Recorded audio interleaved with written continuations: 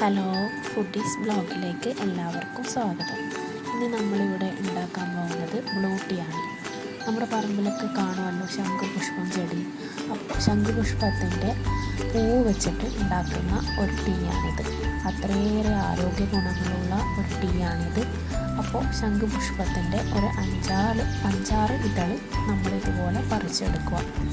അത് ഇതുപോലെ നല്ല വൃത്തിയായി കഴുകി ഒരു പാത്രം അടുപ്പിലേക്ക് വെക്കുക. അതിൽ കുറച്ച് വെള്ളം ഒഴിച്ച് ചൂടാക്കുക. ശംഖുപുഷ്പ 5-6 ഇതൾ ഇതുപോലെ പാത്രത്തിലേക്ക് ഇട്ട് കൊടുക്കുക. അത് ഒന്ന് തിളക്കുന്നത് വരെ വെയിറ്റ് ചെയ്യുക. തിളച്ച് വരുന്നുണ്ട്. അപ്പോൾ നന്നായി ഇതുപോലെ തിളച്ച് വരുന്നത് വരെ വെയിറ്റ് ചെയ്യുക. നന്നായി തിളക്കുക. ഇത് നമ്മുടെ കണ്ണിനും മനസ്സിനും ഉറക്കക്കുറവിനും ഒക്കെ അത്രയും നല്ലൊരു ടീയാണ്.